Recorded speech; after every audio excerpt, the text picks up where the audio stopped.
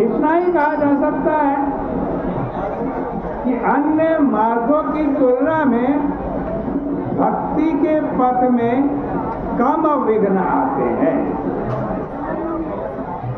अथवा यह कहना और भी अधिक उपयुक्त होगा कि विघ्न तो सभी पथों में समान मात्रा में ही आते हैं।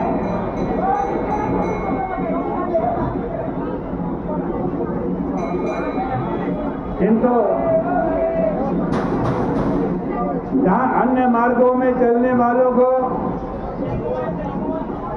इन विघ्नों के ऊपर अपने पुरुषार्थ से विजय प्राप्त करनी होती है, वहाँ भक्ति पथ में आए हुए विघ्नों का निवारण करने के लिए भक्त को ईश्वर और संत की सहायता प्राप्त हो जाती है।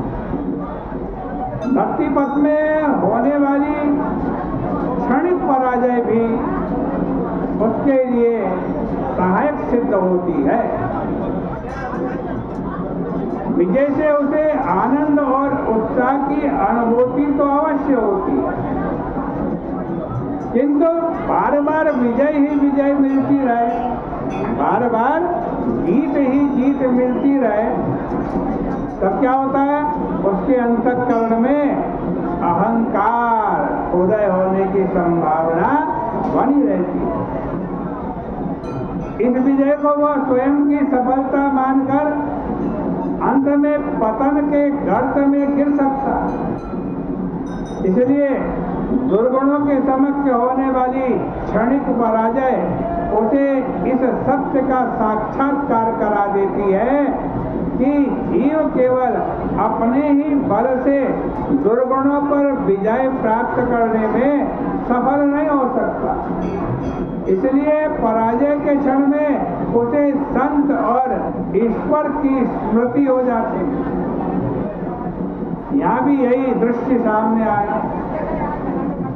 राक्षसों के भयानक युद्ध से बंदर युद्ध से पलायन तो करते हैं, भागते तो हैं, लेकिन अपने घर नहीं भागते, किष्किंधा में नहीं भागते।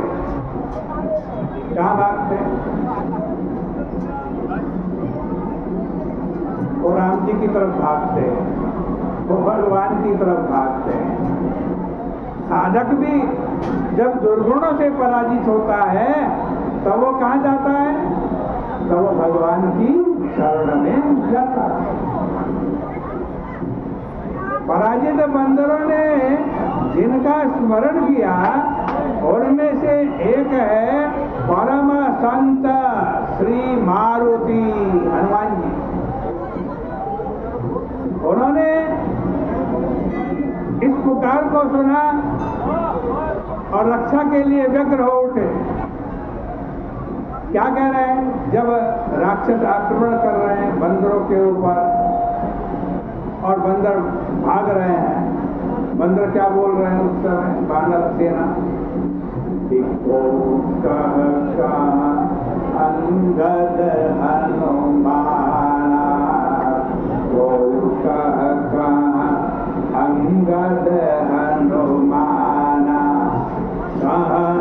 नल नील सुविध बलवाना, निज दल विचल सुना हनुमाना, निज दल विचल सुना हनुमाना, पश्चिम द्वार रहा बलवाना, पश्चिम द्वार रहा बलवाना।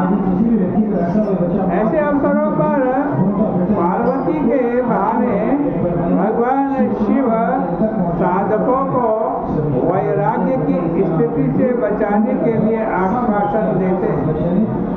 दुर्गुणों के विरुद्ध संघर्ष में जय और पराजय के क्षण आते ही रहते हैं। इससे प्रोत्साहित होने की आवश्यकता नहीं है, क्योंकि क्योंकि भाई अंतिम विजय किसकी होती है? अंतिम विजय तो सत्य की ही होती है। विशेष रूप से यह उन साधकों के लिए और भी महत्वपूर्ण है जो श्रवण के माध्यम से साधन पथ में अग्रसर होते हैं। प्राचीन महापुरुषों की कथा सुनते हुए मन में यह भय उत्पन्न हो सकता है कि जब इतने बड़े योद्धा भाग खड़े होते हैं तो हमारी क्या दिशा? इस आशंका को दूर करने के लिए ही शिव जी आश्वस्त करते हैं कि जीत ही आगे। पार्वती जी अभी जो भाग रहे हैं ना, अंत में ये ही जीतेंगे। आज की चर्चा का यहीं विराम करते हैं। कल को फिर अलग चौपाई से साथ हम इस कथा को और आगे बढ़ाने की कोशिश करेंगे। बोले गंगा मैया की जय, बोले सियापति रामचंद्र भगवान की जय।